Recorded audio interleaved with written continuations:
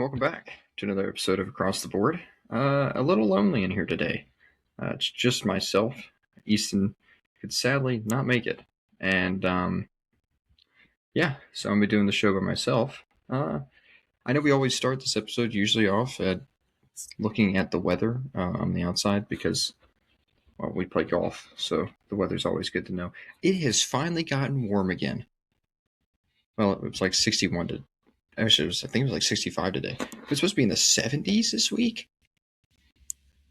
Hands down, best weather we've had in weeks. So I am really happy for that and really excited for good golf weather. But also really excited to dive into the sports of this last week. A lot has happened. It has been a great last week for sports of all kinds. We won't dive into all of it tonight. We'll wait for Easton to get back on Thursday to kind of explain some of the, specifically the Super Bowl and upcoming sports like college baseball that starts here in 3 days on Thursday. Also some college softball that has started and things like that. So tonight we'll be covering the usual men's basketball, and then from there we'll look over the PGA Tour this last week. They were in Phoenix, Arizona for the WM. Amazing tournament. Amazing ending. So we'll look at that, and then I'll just go over some medal totals and stuff for the Olympics in Milano and Cortina. So let's get this started. To begin with, we're going to talk about, obviously, college basketball. And it was a great last week. Obviously, with the Super Bowl ending up, it is now all go for college basketball. March is right around the corner and cannot wait. Big college basketball fan. And people obviously are going to start to get into it a little more since all the other main sports are done. So a great week for those people to come back and start watching college basketball. So we have a lot to dive into. Starting with, well, the whole last week has been a mess. But specifically, I want to just talk about some scores over this last week or so. And what was standing out? Last Tuesday, to begin with, Miami, Ohio survived a scare against Buffalo, a team that they had a scare against a few weeks ago as well. But they keep the undefeated season going and win that game 73-71. So good win for them. We'll see how long they can really hold on to that, because obviously everybody knows it is almost impossible to go undefeated.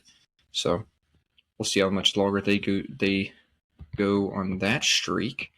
Tuesday was not really much else in that day. Then we get to Wednesday, and well, Wednesday we had some big games, some big results. Specifically, the biggest one I think on Wednesday was Gonzaga. Late night game. Maybe not everybody watched it, but everybody saw the score the next morning. And that was Gonzaga went to Portland, one of the worst teams in the WCC, has not had a great year, and they get beat 87-80. Huge result. Absolutely bonkers that they could lose this game. Man, Foxwell for Portland had an amazing game. He dropped 27 on 11 of 18 shooting. Insane. Graham Ike had a great game for Gonzaga, having 24. But sadly, they couldn't get anything going. They really could not get anything going.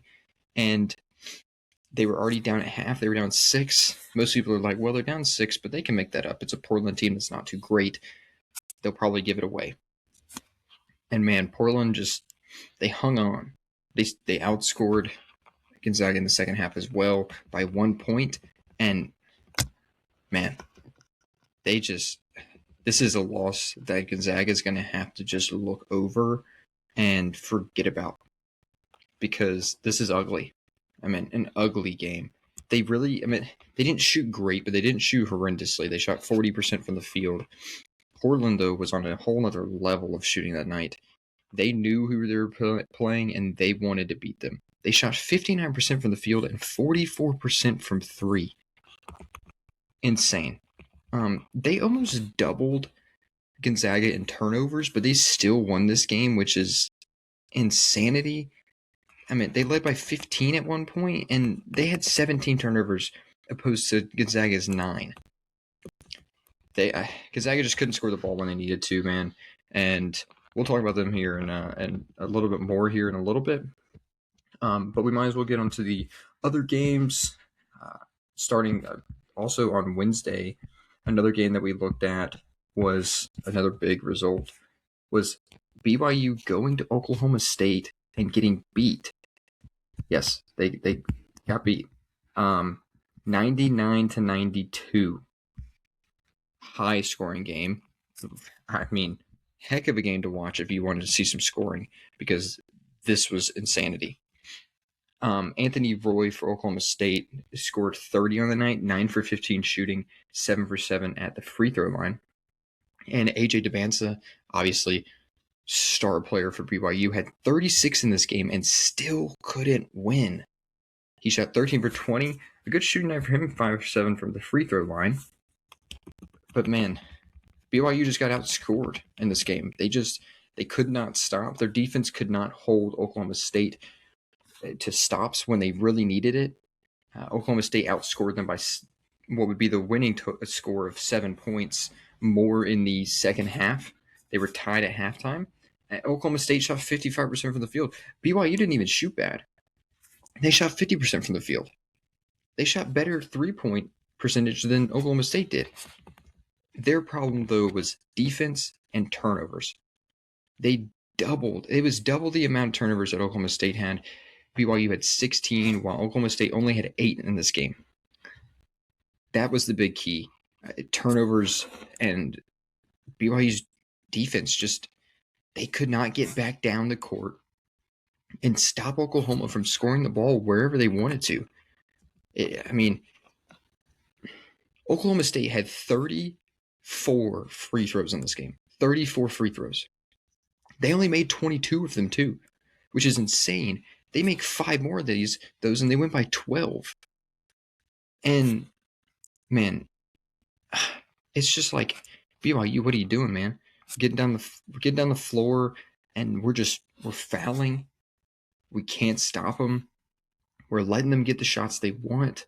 And then you get on the offensive side, and you get the ball, and yeah, you're scoring a lot, but at the same time, you're giving up a lot of turnovers, and you're giving this great Oklahoma State offense and these playmakers another chance to go down and score. Just not a great game for BYU. And they had another game this week. What could have been a bounce back game, and we'll see how they bounced back. Another kind of close one on Wednesday was Clemson and Stanford. Amazing game to watch. Clemson had to come back a little bit in the second half. Stanford kept on kind of pulling away, and then or just staying in this game really. And Clemson would kind of claw their way back. They'd score some. They'd be up by like 5 to 7 points. Then Stanford would go on a little bit of a run, get right back in the game, maybe even ahead. It was a back and forth game, and Clemson finally pulled it out, won 66-64. Big win for them, because a game which on Saturday would be an amazing game to watch would also have big implications for Clemson and the ACC, for that matter. The next game we want to talk about on Wednesday was Texas A&M going to Bama. Bama wanting to bounce back after a horrendous loss to Florida. They needed a bounce back game, and they were playing the number 1 team in the SEC, and Texas A&M. It's going to be tough, but Alabama had what it took to take this game away and win it at home, and they won 100-97. If you wanted to see defense, you did not watch this game. Not at all. Not a single bit of defense was played. which is pretty much what we kind of expected with how both of these teams play and the tempo they play at. And man, that's exactly what we got. Aiden Holloway had 20 points for Alabama. That was on 12 free throws. He made 9 of them. And AG had 21 points for Texas A&M as well. Man, like I said, it was just a ton of shooting, an absolute ton of shooting. They had a combined 79 three-point attempts. 79 three-point attempts. That is wild. I mean, they were just chucking up the ball from anywhere in the court. Both these teams, well, I would say Bama was Bama. Obviously, they put up 48 three-point attempts. They shot 33%, made 16 of them, and Texas A&M made 13 of their 31. They shot 42% from the three-point line. So in total, there was 29 three-pointers in this game. Insanity. They both shot good just on the field. I meant 45% for Bama, 49% for Texas A&M. This game was back and forth for a little bit. Texas A&M kind of took the lead in the second half, and then Bama just bounced back really quickly and got this ball game back in their hands. And Texas A&M had to kind of try to come back late in that game and just really couldn't pull it off. Surprisingly, they just didn't have the shots. The shots weren't going in down the stretch. But a good game for Bama to bounce back on. They needed it really bad. Because this week was going to be a tough week for them. They had Texas A&M, and then a game we will cover here in just a minute, Auburn on Saturday. But Texas A&M did lose that game, so that would mean that they would drop to a tie for first in the SEC to a team that they would play come on Saturday in Florida. We'll talk about the game in just a second. A couple of other just mentions. On Wednesday, there were quite a few good mid-major games on. Lipscomb losing to Austin Peay. Austin Peay, good win for them. This is only their second win against Lipscomb in the last, I believe, 16 matchups. Lipscomb was 14-1 in the last 15 matchups over since, I think, 2010. And so big win for Austin Peay. Also, big win for the conference. They needed it to keep up in the ASUN, and they are now taking the lead in the ASUN. So big game there. And I think we can... Oh, I also wanted to mention ETSU and Furman. Amazing game if you watched it. Went to overtime, and ETSU pulled out the game and close. 75-71 against Furman. A great game there. Big game in the SoCon conference, because that would mean ETSU would, gain first place, but also Furman, man, they've lost a couple games that the Paladins don't need to lose if they wanted to stay in the SoCon. They're kind of falling behind now, so not great for them. Also, Winthrop and Radford on Wednesday. Also, another mid-major game in the Big South, Winthrop being first in the Big South. They have not been defeated in 2026 yet. Still undefeated in 2026, but got a little bit of scare there going to Radford. And yeah, let's jump over to Thursday night. And not too many big games on Thursday. There really wasn't any.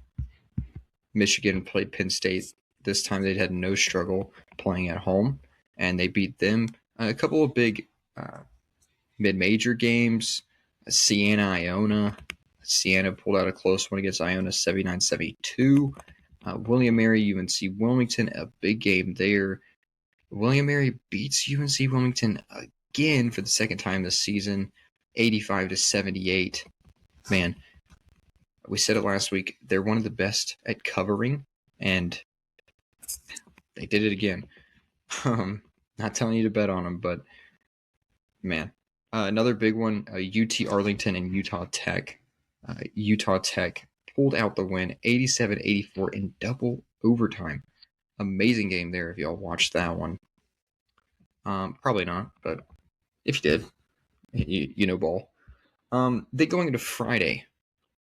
Big game on Friday. A singular game on Friday that was huge and that was UConn versus St. John's. And man, did it not disappoint. St. John's played incredible ball. They have found their rhythm. It is now, I believe, 9 wins in a row for St. John's, and they beat UConn 81-72. They outscored them by 9 in the second half, which would be the winning margin. Huge game for St. John's. Ejiofor looked incredible in this game. 6 for 10 shooting, 8 for 10 from the free throw line. He had 21 points. And then for UConn, Demery. That man's a baller, okay? You got to give him credit for sure. He led every stat for UConn in points, assists, and rebounds in that game. He had 18 points, 7 rebounds, and 5 assists. Man's a ball player. But didn't do too much for UConn in this game. St. John's just kind of pulled it out, man. They just kind of battled, and they have found their rhythm. They've found their strategy. They're starting to look like the St. John's team from last year in that 2 seed. They have found the same strategic plan that they want to play with. Wouldn't say, obviously, they're not going to get as high of a seed as that team last year, but they're going to be a scary team come March because nobody wants to play this team right now. It'll also be interesting to see what they can do in the Big East. Obviously, beating UConn now, they are tied at the top of the Big East. Tiebreakers, since they have beat UConn, I don't officially know if they've jumped them. I would imagine they're probably half a game ahead, but I do not know that off the top of my head. In this game, UConn shot great. I mean, like they do every night, they shoot great. But their offense just didn't pack a punch in this game that it needed to against this hot St. John's team. I mean, they did shoot 55% from the field and 47% from three-point, which is great all around. But they only made 9 3-pointers, and they only got the free throw line 12 times, only made 42% of them. They were 5 for 12. Terrible for a UConn team. I know Dan Hurley cannot be happy about that. But then turnovers, man. The turnovers cost them. 15 turnovers in this game. I believe I saw a stat that whenever they have 15 turnovers over the last 4 years, so this is including the 2 national championship teams, and obviously the team from last year that met Florida in the second round, I'm pretty sure they're 7-6 in games that they turn over the ball 15 or more times. 7-6 over the last 4 years. Last year was their only down year. They have 2 losses this year. 7-6. 6 losses is basically, more than half of what they've had over the last 4 years. You're talking about 2 national title teams. This has been their problem. With these Dan Hurley teams, it's been an issue that they've had. Not so saying it's on Dan Hurley, but when they do turn over the ball a lot, they do give these games away. And they've been really close this year to giving some games that they shouldn't give away, obviously like Providence, when they had to go to overtime in that game. And eventually it just kind of, bit them in the back, man. And it came around and got them in this game. And they lose this game. But if you're UConn, or if you're a UConn fan, don't worry about it. UConn still looks great. They've still got everything ahead of them. They could still win the Big East easily. And, yeah, just kind of a bad game for UConn. Now, moving on to Saturday, there were a lot of games on Saturday, a ton of big ones. But the biggest one on Saturday, obviously, being the best, it has to be the best rivalry in all of college basketball. That being Duke and North Carolina. Oh my gosh, was this a game. Incredible. Has to go down as an instant classic of all the games they've played. And there's been a ton of great games that Duke and Carolina have played. But this one, insane. Duke obviously heading to North Carolina for this game. The Tar Heels, man, they've had a rough start to ACC play, to say. They have 3 losses, not what they want. They've lost a couple bad games back to back. So they needed a good win. And man, they got it 71-68 over Duke. Caleb Wilson, obviously, is great. He had 23 in that game, 8 for 12 from the field. Cam Bouger for Duke, 24 points. But I think the stat to look at in this was he went 10 for 21 in field goals. 2 for 2 from the free throw line. He also led the team in rebounds at 11, had a double-double in this game. Man, back and forth, all the way around. Absolutely.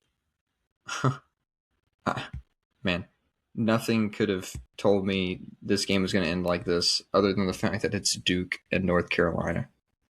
And wow, that last possession, Derek Dixon driving to the lane and then chucks it out to the corner to Seth Trimble, and Seth Trimble knocks that thing down. Ice in his veins. And that's what takes this North Carolina team just slightly over the edge to win this game. I mean, back and forth. Great game. Absolutely amazing game. The only thing I have to say in this game was, man, it's just kind of like Duke, man. They've had these games and they've kind of given them away. I mean, they had chances in this game, even though it was close all around. They had chances to pull out this win and just kind of finish it off towards the end, and they just could not. It's what we've seen Duke do a couple times. Obviously, in the Texas Tech game, the only other loss they had this season, they did the same thing. They had a lead and they gave it up, and Texas Tech came back and beat Duke. We've seen it over the past year or so with Jon Scheyer teams. Obviously, last year having a meltdown in the Final Four, and what probably on paper should have been your national champion. Even though I'm a Florida fan, on paper, Duke probably should have been your national champion last year, and they didn't, and they weren't because of the fact that they could not finish games down the stretch. They couldn't pull off the wins that they needed to win. And that's the only problem I have with this game is the fact that, man, it's kind of what it looks like this year as well. I mean, they only have 2 losses. Give them credit, obviously. And they've played great, but they've had these close games that they shouldn't have. It's kind of like UConn. It's not really just turning over the ball. It's the matter of just closing out games. Getting these leads and just expanding them when they have the chances. And that's the thing that they can't do. They can't pull away. They can get these leads, but they can't really make much with them. Again, nothing to worry about for Duke, though. They can obviously still win a national championship. They can obviously still win the ACC championship. Absolutely nothing to worry about if you're a Duke fan or if you're just Duke in itself. Obviously, they would care less about this game. They're going to play North Carolina again at the end of the season, obviously being in Cameron Indoor. So they got a chance to get their get back. And they still have a chance to win the ACC.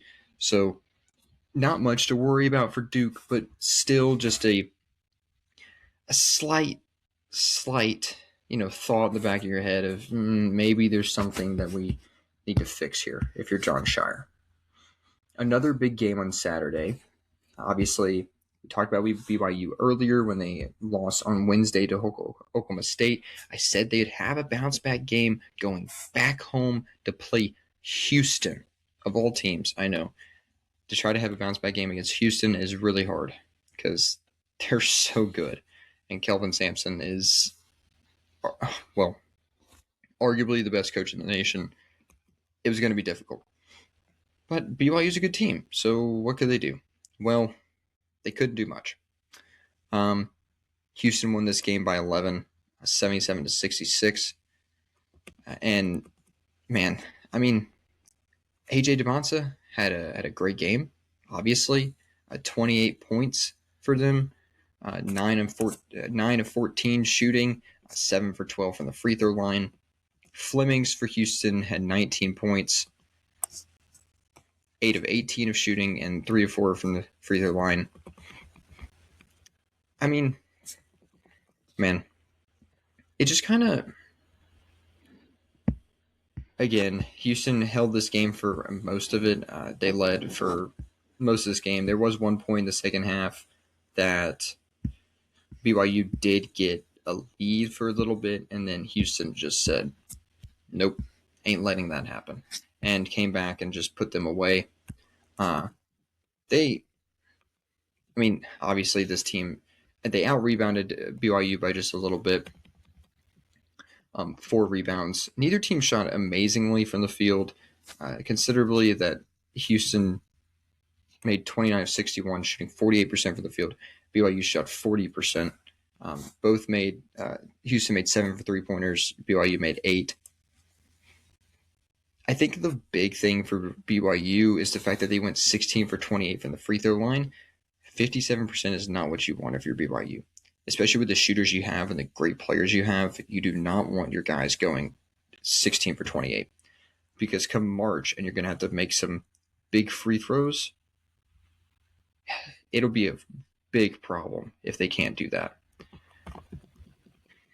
BYU, man. We'll talk about it here in just a little bit because it's a story to be looked at. They've lost. Man, they've they went from being a team that everybody thought could win the national championship to now losing 4 in a row. And those losses obviously coming to great teams, Arizona, Kansas, Oklahoma State, and then Houston. Oklahoma State being the worst of them, and Oklahoma State could still be a tournament team. So, again, we'll talk about it here in a little bit and really dive a little bit deeper into this BYU team, but bad loss in their home court. Another big game on Saturday was Oklahoma versus Vandy. Oklahoma going to Vandy, knowing that this Oklahoma team would probably give Vandy a little bit of trouble just because of the way they play. But knowing at the same time, Vandy has great guards. They can score the ball well. They can move the ball well. They're going to be a hard team to beat no matter what, especially on their home court. Well, they did get beat. 92-91, Oklahoma pulled off the win. Vandy's been on a little bit of a skid as of late. They're just kind of getting dominated on parts of the game that we thought would happen. In their last 7, they're 3-4. They've lost. Obviously, they had that 3-game stretch of losing 3 to Texas, Florida, Arkansas, and then won 3 in a row. Mississippi State, again, they beat Kentucky by a ton, which everybody's like, whoa, that's a good win. Then they beat Ole Miss, and then they lose to Oklahoma. This Vandy team's back and forth. Tyler Tanner had a great game, scoring 37. Amazing game. Shot 10 for 23, 14 for 18 at the free throw line. Getting to the free throw line 18 times is insane. But, yeah, a great game for him. Brown for Oklahoma scored 20. And, man, honestly, this game for Oklahoma probably should have been won by even more than what – it should have been won by a million points more than just one. Because they had a 21-point lead in this game. Vandy never led in this game either. Oklahoma probably should have won it by 20, just by the way they played. Vandy came back late in the second half, made a run for it, and almost came back, which would have been a terrible hit for Oklahoma. But great win for Oklahoma. Not a great team. They had a 9-game losing streak before this, and they snapped that, beating Vandy. So on Vandy's record, it's not going to look great at all. We'll actually take a look at that right now. I feel like it should be like a quad 2 loss, and it will be. It will be their first quad 2 loss. Oklahoma is at 74 in net ranking, so first quad 2 loss for them, which doesn't hurt them too bad, but still a loss that if you're Vandy, you did not want to have at all, especially against Oklahoma team who's 2-9 in the SEC. So, yeah, you just didn't want a fourth loss if you're Vandy. You've had a hard time in SEC play so far. Still a good team. Still can, wind down the SEC season with some wins, but kind of a game that you just gotta say, hey, we scored 91 and still got beat. Uh, Continue on the SEC specifically. Another big game on Saturday is Texas A&M and Florida going to Texas A&M. Florida obviously coming off that big win against Alabama last Sunday, excuse me, and then having a full week off and having to go to the number one team in the SEC of Texas A&M. Texas A&M obviously lost to Bama earlier in the week and gave up their lead in the SEC. So Florida and Texas A&M were tied at 7-2. This was going to determine who would be the outright first place team in the SEC. And well, I'm a Florida fan, but man, they handed it to Texas A&M. Texas A&M never had a chance in this game. They came out more cold than a polar pop. They didn't score for like 9.5 minutes in this game. They only had 19 points at half, and they still were only down 11 to Florida, who had 30. Let's just say the first half of basketball was not fun to watch. Yeah, not fun to watch. A lot of bricks. I mean, you would have thought we were selling houses out there, man, because I think we had a full block on the court. It was bad. But again, if you were Texas A&M, you were only down 11 at half. You knew you had, you can make some adjustments at half and maybe come out and kind of, give Florida some troubles and maybe get away with the game or make it at least close. And Florida said, heck nah, that ain't happening. They outscored Vandy in the second half by 8 points and obviously won by 19. Florida looked amazing. Texas A&M did not. But you knew this game was going to be a struggle for Texas A&M because of the way they play. They like to play this quick ball, and they're not the biggest team either. You knew they were probably going to get out-rebounded, which honestly, they didn't get out-rebounded by that much. Florida out-rebounded them 50-43, which for a while, they actually finished the game with more offensive rebounds than Florida, which is also huge and something that most teams don't do against Florida. But at the same time, it gave them troubles, and man, Florida's defense. People don't give them enough credit, but they are great on defense. Everybody talks about the guards and everything, and so be it. But at the same time, their defense is insane. They rank 6th in KenPom defense, and Evan Maya ranks them, I believe, 4th defensive-wise, 5th defensive-wise. Yeah, their defense is great, and it gave Texas A&M troubles, man. This quick offense that Texas A&M wants to play and putting up 3-pointers did not work. They were 9 for 34 from the 3-point line, something that Texas A&M doesn't do too often. And Buckyball, man, they looked like sucky ball. So, yeah, 2 bad losses for Texas A&M this week, but for them, they can get a bounce back and move on to their next game, which they play Mizzou on Wednesday. So they can get a bounce back game, maybe a couple. They have Vandy at the end of this week, so we'll be hard there. For Florida, though, they hold the outright first place in the SEC, something that they have not done first time since 2014. I know. Sounds surprising and sounds weird. Doesn't sound possible because they won the SEC last year, but they never held an outright lead. They were always tied with somebody. So this is the first time since 2014 that Florida has held an outright lead. They've found their stride after getting blown out by Auburn at home. Terrible loss. But they found their stride, and Florida's looking like a great team and somebody who could potentially compete for a national title, but we will see. Moving on to another team that people want to see compete for the national title and have over the years, also in the SEC, Kentucky. Tennessee went to Kentucky. Going to be a tough game. Everybody knew it was going to be. And man, did it hold up to that. Back and forth all game. And Kentucky had to come back from a 14-point deficit at half. And they did it. They outscored Tennessee 41-24 in the second half and won this game by 3. Insane. Otega Oweh finally looked like the Otega Oweh that we all thought we'd see this year. I had 21 points on 10 for 17 shooting, 1 for 4 from the free throw line. A mint for Tennessee had 29 points in this game. Insane.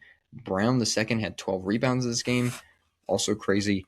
But man, Tennessee, man, they've given up some of these games, and this was one that they could not give up. They could not give up. They led for 86% of this game, and they had a 14-point lead, obviously, going into half.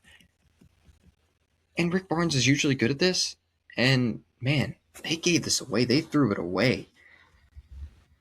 Terrible, terrible game. The second half by Tennessee, and a terrible game to give away, especially against a good team like Kentucky.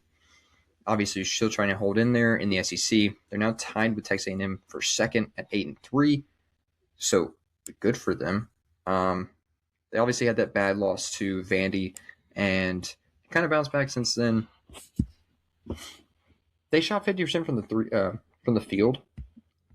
Free throws, they did not shoot too good. They were 13 for 22 for 59%. Kentucky's going to be interesting though. They have a week off, and they play Florida on Saturday, which will be a huge game because, like I said, they're tied for second in the SEC. Florida's obviously an outright lead, so it will be a huge game, first and second in the SEC. And then they play Georgia, Auburn, South Carolina, Vandy, Texas A&M, and then Florida again at the end of the season. So they have some tough games here in the SEC to finish off conference play, but nothing that they can't really get behind and maybe find a rhythm going into March. This Texas A&M team, this Kentucky team is a team that you just don't want to play come March because they can beat you. They can get hot, and if they get hot, they can be a hard team to beat. If you're Tennessee, though, you look at this loss and you might have some questions. And they're now 5th in the SEC. And man, they have not had a great start to SEC play. They had won 4 in a row before this game and then lost to Kentucky. And coming up next, they have some easy games in Mississippi State, LSU, Oklahoma, so they can get right back on track. But then they play Vandy, Mizzou, Bama, South Carolina, and Vandy again to end the SEC in the regular season of the SEC. A few hard games there. They're still going to have to kind of find their rhythm, and they can't give up games like this. I mean, they had this game in the bag. They really did. They were walking out the door, and the scanner went off, and they had to turn around, and the cashier of Kentucky ended up saying, "You giving me that, because you ain't stealing." So, probably a bad analogy there, but man, bad loss for Tennessee. And then the final game I want to cover here that happened on Saturday, and the other big game for the week was obviously Alabama bouncing back against Texas A&M after the bad loss to Florida. They were going to have another tough game to end off this week, going to the jungle and to play Auburn. And man,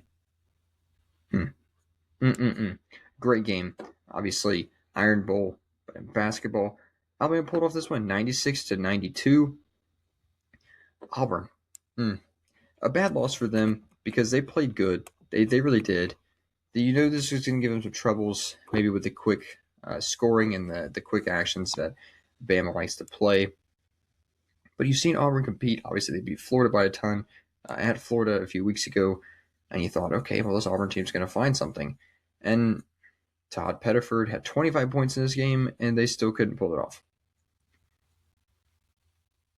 LeBaron Fireland for Alabama had 25 to match Pettiford.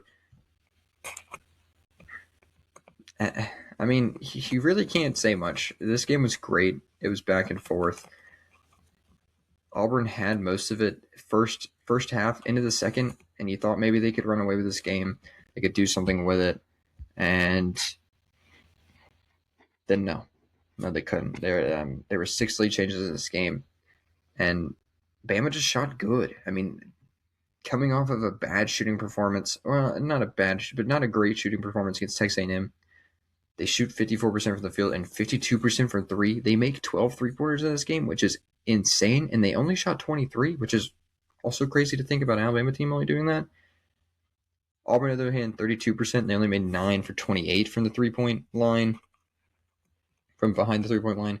Bama did almost triple Auburn the amount of turnovers in this game at 14, but didn't do anything. LSU came back down the stretch and kind of just slowly dwindled this game away. With how fast they play and how they score and how they put up shots, you know they're going to get chances after chances, and that's what they did. And they took advantage of that. And in the second half, they really found their stride, made some points, won on a couple runs, and overall just pulled this game out. So 2 good wins for Bama this week. They're going to need it because some big news that came out today, which it's going to also suck for them because they did win this game, because of the 2 losses. Charles Bediako is ineligible to play now. The court ruled on behalf of the NCAA that he should be ineligible, and, well, he is. So the committee for the tournament has said that the 4 games that Bediako played in will not be looked at. They will not be considered. So Auburn, Texas A&M, Florida, Mizzou are not going to be looked at. And that could really hurt Bama. They had 2 great wins at Texas A&M and Auburn. What does the committee think about that? I don't know, to be honest with you. I don't know if you're a Bama fan, I don't know what to think. I was one of those guys that thought that Bediako should not be playing. At the same time, you kind of knew this was happening. If he did get ineligible, the NCAA came out and said they wouldn't void those wins, but you thought maybe the tournament would do something. And they did. And they're not going to count, which, like I said, is big because that's 2 quad 1 wins for Bama. So that could affect some seeding and where they fall in March. Yeah, it'll be interesting to see. They have a pretty easy schedule going into the second half. Well, the end of the SEC for them. And Ole Miss, South Carolina, Arkansas, LSU, Mississippi State, Tennessee, Georgia, and Auburn, obviously, to finish off the season. So they could get some good wins. They could still get a good seed, but it'll be interesting to see what exactly the committee says for them and with those games with the Bediako played and what they will count and what they won't count. Alrighty. Well, I think that covered pretty much. Oh, no. Sorry. I also wanted to cover on Saturday Illinois-Michigan State game. Insane game as well. Great game to watch. If you didn't watch it, well, you missed out on something good. Hold on, wait. Sorry, I had to pull this up real quick. Obviously, Michigan State pulling out this win in OT. Close game. Michigan State needed to bounce back. They did. It really did. And Jeremy Fears had 26 points for them. Great game for him. But at the same time, you start to wonder what's wrong with Jeremy Fears. No clue. This man's throwing kicks. He's kicking people's legs out. He's kicking people in the nuts. Not good for them. Not a good look for him, especially as good of a player as he is. He doesn't need to be doing this at all.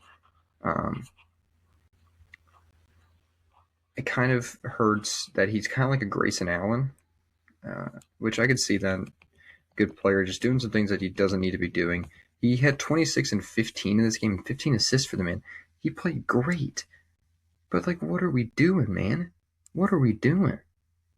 I don't know.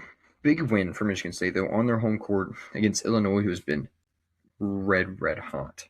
And a team that people were thinking that could win the national championship. And we all know this Michigan State offense is horrendous. I believe they ranked 46th 42nd in KenPom on the offensive ratings. They're fourth in defense, obviously. Great defense. Their offense sucks. So we didn't know what they could do against Illinois, especially a good scoring team like Illinois is. They're obviously the number one offense in the nation. And, well, they held their own. Their defense held their own, and they pulled this game out. Close one, but a really, really big win for Michigan State. And something that maybe they can kind of pile on here to finish the season potentially. They're obviously playing in the Big Ten. They're not going to have easy games left. They don't. The next few are on the easier side. Wisconsin, UCLA, Ohio State. But then they go Purdue, Indiana, Rutgers, and then finish off the season at Michigan. So it'd be interesting to see what they could do there. They're obviously fourth in the Big Ten. And Illinois, on the other side, they're second in the Big Ten. This is a game, just, you don't have your great shooting nights. They shot just 30-something percent from field and 20-something percent from three-point, so not great. Illinois plays Wisconsin, Indiana, USC, UCLA, and then rounds out the season Michigan, Oregon, Maryland. They have some gettable games there. They could, really, I could see them winning all the games except the Michigan one, and they'll be fine. They'll get a high seed. They'll still be great going into March. They've got something to look at now and know what they, don't need to do to lose. So it'll be really interesting to see. Now we'll move on to, favorite part of the week with college basketball is a stress meter. Only two teams on the stress meter this week. Covered both of them in their games. First of all, Gonzaga. Obviously on Wednesday, had a terrible loss against Portland. It looks terrible looks horrendous on the schedule as a loss, and something that if you're Gonzaga, you can't do, especially to a lower tier team like Portland is in the WCC. It'll go down as a quad 3 loss for right now for Gonzaga. But again, terrible loss. So, stress meter for Gonzaga. I would say right now it's like it's hard. I'd say probably like a 5. Just because it's Gonzaga. They're going to win the WCC more than likely, even though Santa Clara is in the lead right now, so that'll be a close one. We'll see how that handles out. They still got to play them. But at the same time, man, if Gonzaga can lose to a Portland team, they can lose to any team. At least that's how I feel. At the same time, Gonzaga is Gonzaga. And I still think they can make a Final Four. I still think they could, they're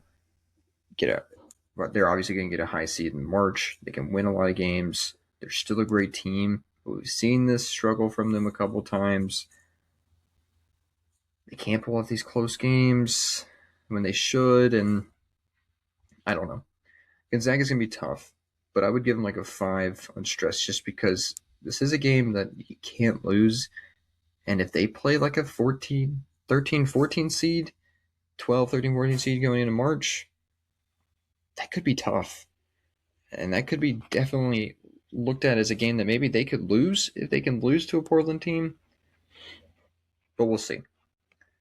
The other team, obviously, BYU. Man, losing 4 games in a row to great teams, like I said. Arizona, Kansas, Oklahoma State, and Houston. Great losses. But at the same time, you've lost 4 in a row, and you've gone from a team that people were picking for national champions to a team that most people might not even be getting to the Elite Eight now. You don't want to play in the March. They're still a great team. No 2 seed is going to want to see them in the second round. If they get like a 7 seed, 7, 8 seed, nobody's going to want to see this team. Debansa is insanely good. Nobody wants to have to try to guard him. Saunders is also amazing. But at the same time, you're BYU, man. And you've lost these close games. You can't really pull it out when you should. You're not sticking in these games like you should. You get beat. You had a lead. Houston, you get beat by 11. You give it away on your home court. Just not great. They're 4-6 in quad one now. Their quad one wins only coming to Villanova, Wisconsin, Miami, and Clemson. So a couple of good teams in there, but nothing insane and nothing in the Big 12. And I think that's the hard part for them. They've lost 5 of their 6 quad one games. 5 of the 6 quad one games they have lost have come in the Big 12, and we knew this was going to happen because they're just that good. And they still have 6 quad one games left on the schedule. And that means, they still have a tough stretch. This is not an easy stretch. They go Baylor, Colorado, Arizona, Iowa State, UCF, West Virginia, Cincy, and then Texas Tech. 6 of those being quad one. Not easy at all. If you're BYU, you've got to find something. You've got to find some rhythm. Your defense has got to play better. You can't turn over the ball like you've been doing. You've got to get some stops when you need them. And we've had questions about Debansa taking a ton of shots because he misses a lot of shots. He had a good shooting game against Houston. His last 2 games have been good shooting. He hasn't shot too bad. So I wouldn't really say that's too much of an issue now. At the same time, we've got to see something different for BYU. We've got to see a different approach. Something's got to change a little bit maybe. Maybe they find something after losing to Houston by 11 and go, hey, we've been punched in the mouth 4 times. We've got to punch back. And they've got a chance. They play Baylor away tomorrow night. They could get a win there, and they could get a win against Colorado and get ready to play Zona. It's going to be tough, but again, BYU is going to be a team that nobody wants to play come March just because of the players they have and the talent level that they have. But we'll ultimately see where they fall in the Big 12 and what seed do they get. Now, moving on to, the important part of the week. What do you need to watch for this week? There's a lot. Let's just say there's a lot. We've got to cover both of them, so we'll go through the regular schedule really quick, and then we'll cover the mid-major schedule, and we'll move on to the next thing. To begin with, the regular schedule. Obviously tonight, I know this is being done here at 9:20, and Kansas and Arizona are playing right now. Currently, Arizona is up 10 with 17 minutes left. But Arizona, Kansas tonight, huge game. Tuesday, tomorrow, Purdue, Nebraska, big game there. North Carolina, Miami, Vandy, Auburn, BYU, Baylor, Wisconsin, Illinois. I did want to bring in maybe a little bit of a new segment here with Easton. Obviously, since he's not here, I'll just introduce to kind of upset watches for the week. I kind of want to just point those out. Zona was one this tonight. They were favored by 2.5. I kind of put them on upset watch just because of how good Kansas has been playing. And if Derek Peterson can play the full game, they'll be a tough team to beat. They're down 8 right now. They're playing on their home court. We've seen them come back. We'll definitely see if maybe they could be an upset. I also want to say, though, Miami, North Carolina could be an upset, coming off of a huge win against Duke on a last-second shot by Trimble. Maybe they, stay on that high and kind of walk into Miami, especially going to Miami, who's not a bad team at all, who's one of the last 4 in or last 4 out for some people in March. It's a game that Miami needs to win. And maybe it's something that kind of North Carolina could kind of, slowly walk into and not really care about and not take it as serious since they just beat a great Duke team and lose. But, again, we'll see. Then Wednesday, the only really big game on Wednesday is Florida, Georgia. Big game for Georgia, obviously. Playing this one at Georgia, unlike the last time that Florida beat them, they were playing at Florida. Mike White, obviously the old Florida coach, who is now at Georgia, has only beaten Florida twice. No, sorry, one time. One time. That was last year. We'll see how that goes. Hopefully they don't beat them. I'm a Florida fan, but no bias. Then Friday, Michigan State, Wisconsin, Ohio versus Miami, Ohio. And those are the 2 games. both of those games I did put on upset watch just because of the fact that Wisconsin can shoot the ball great. They can make some circus shots, and with how bad the Michigan State offense is, if Wisconsin kind of overwhelms their defense a little bit, like they did to Michigan when they won that game, they could get away with the game here, especially playing at home. They could definitely get away and maybe pull off an upset. But then also Ohio and Miami, Ohio. Obviously, a rivalry, and Miami, Ohio now sitting at 24-0. Can they keep it going? I put them on upset watch just because everybody wants to beat them. Everybody wants to end their undefeated season. Nothing's going to be easy. The pressure's going to get to them a little more, especially coming down the stretch of the season and wanting to go undefeated. So I did put them on upset watch. Ohio's giving some teams in the MAC troubles. Miami, Ohio could be another team they give some trouble to. Then Saturday, a lot of games on Saturday. Obviously, always a big day for college basketball. Clemson, Duke, UCLA, Michigan, Kansas, Iowa State, Texas A&M, Vandy, Kentucky at Florida, Texas Tech at Arizona, Auburn at Arkansas, and Gonzaga at Santa Clara. A couple of games I start on this day. Kansas at Iowa State could be an upset. I would believe Iowa State would be the favorite, especially at home.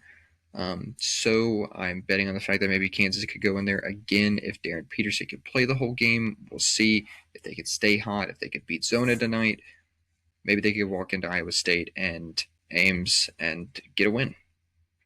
I also marked Texas A&M Vandy game. Texas A&M obviously coming off 2 bad losses. Vandy coming off a bad loss against Oklahoma as well. But coming back home, I would imagine Vandy would be favored in this game.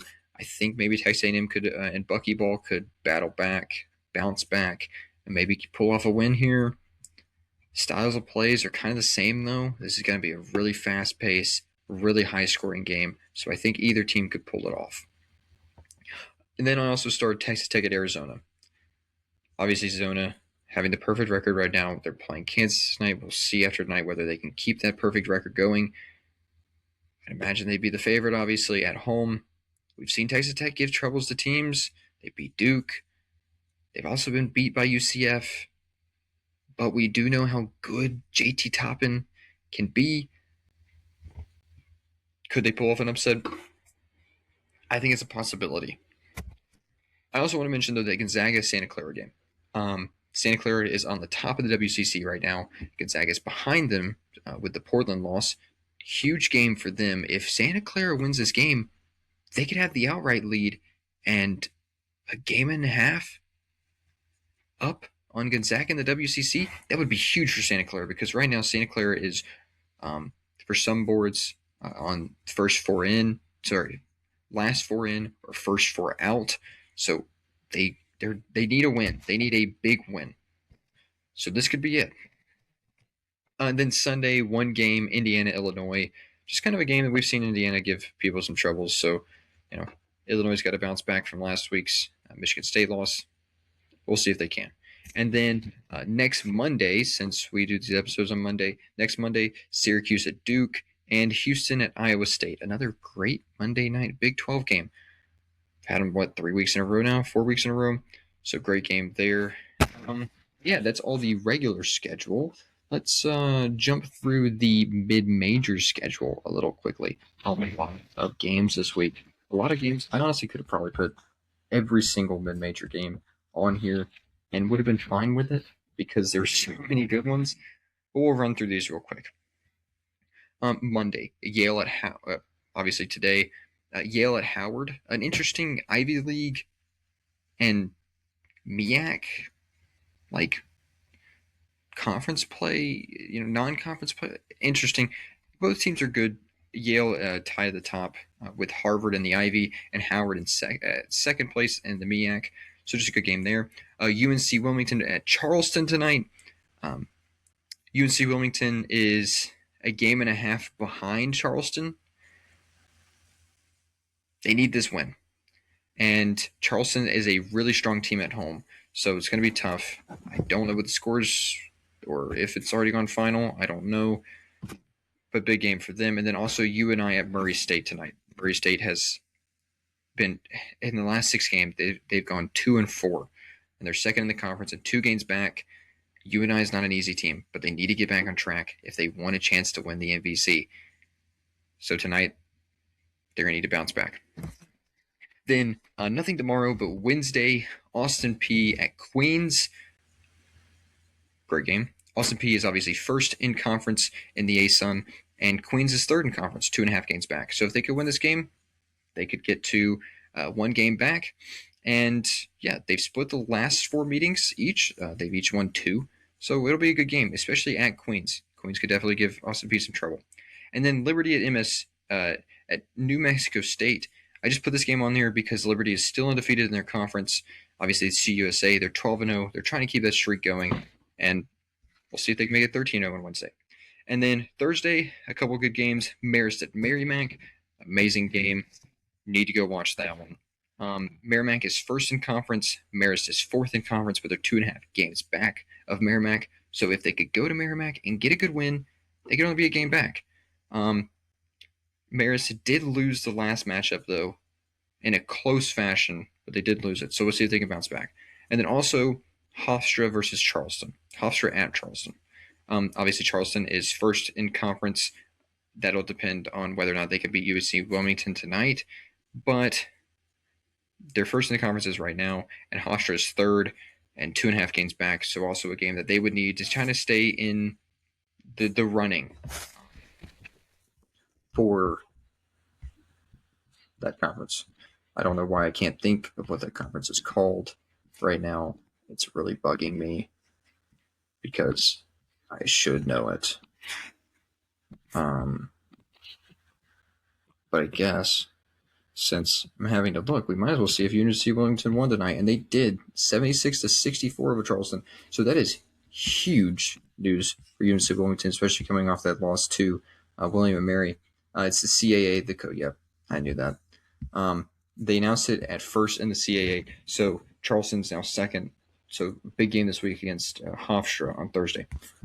And then Saturday, a couple big games. Navy at Colgate. Navy is first in the Patriot League. So trying to keep that going. Colgate is second in conference and 2 games back. So it would be a huge game for Colgate to have.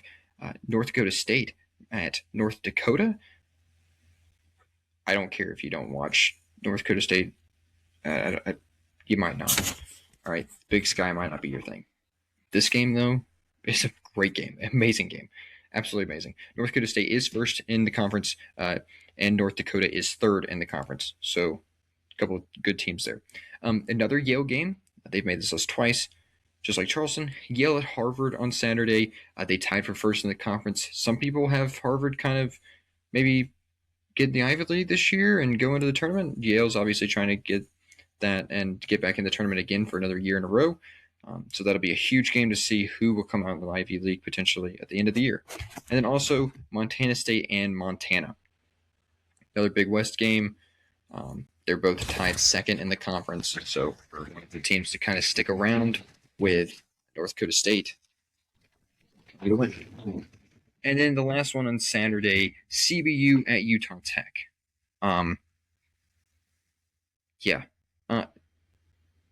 Interesting news about the WAC. Utah Valley, they're supposed to be leaving the WAC this year. Supposedly they didn't pay their $1 million buyout.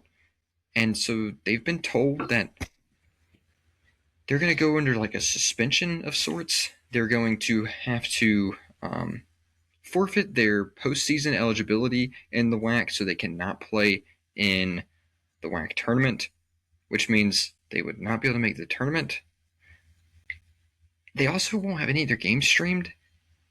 So that's big for the teams that are still behind them in the WAC. And that could be really interesting. I know that's a little off schedule, a little off the beaten path here because it's not the WAC. But it did just make me want to mention that.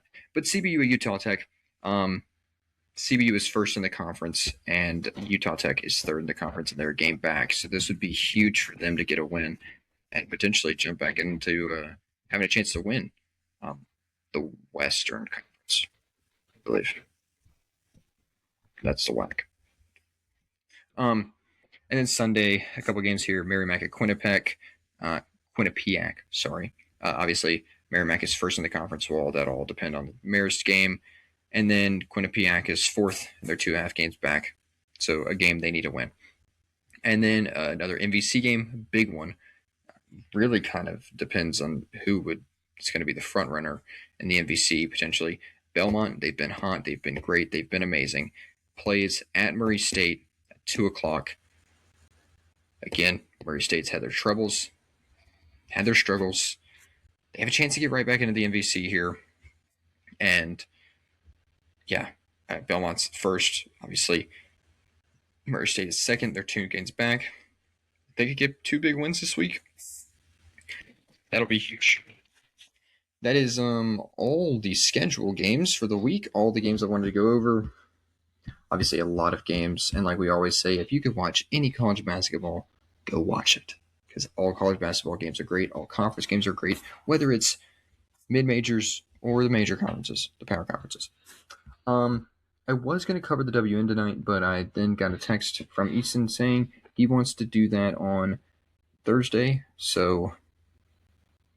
or Wednesday before. So we covered this last week and this upcoming week.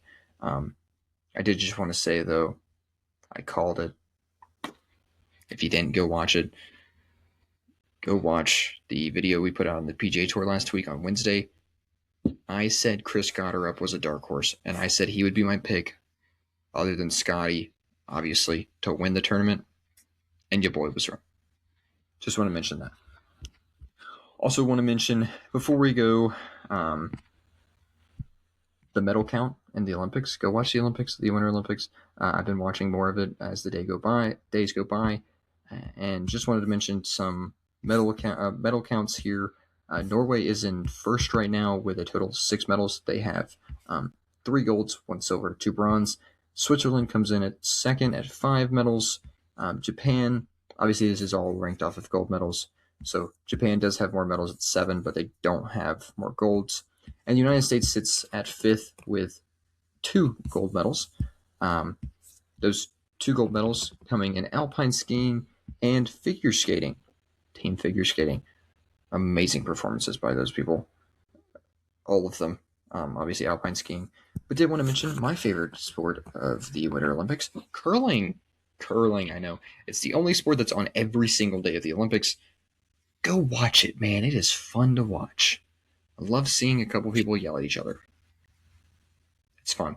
And go watch it if you can. They do play tonight here in about an hour and a half in the final. They are in the gold medal match against Sweden. And they played Sweden, well, just yesterday, and they beat them.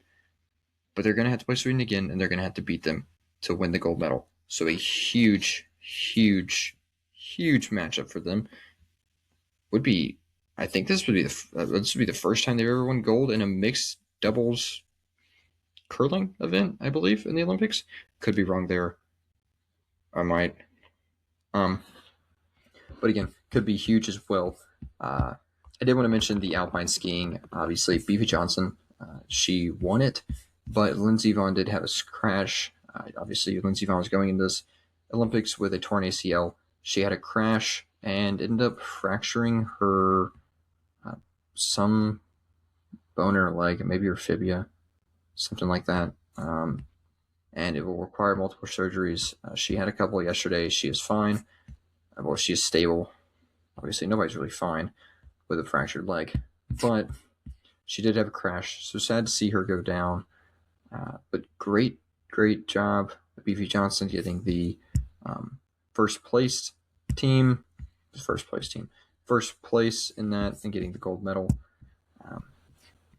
But yeah, I think that is all I have to cover tonight. I think that's all I will cover by myself. We'll put out a video Wednesday for the PGA Tour, going over this last week's WM, amazing tournament, like I said, and then also looking forward to the Pebble Beach Pro-Am this week, which is also going to be a great tournament. First signature event of the year. So we'll look forward to that and make some predictions on who we think will win. Maybe I'll go for 2 for 2. We'll see. And yeah, We'll obviously put out an episode Thursday. Go follow us on our socials. Stay up to date with our episodes and know what to watch, know what's going on in the sports world. Go follow us on Instagram, YouTube, TikTok. Obviously, we're here on Spotify, Amazon Music, whatever you're listening to, YouTube as well. Go follow us. Go look and see and what we post, and we'll have more this week. And I will be back with Easton on Thursday. So, yeah, I'll see y'all.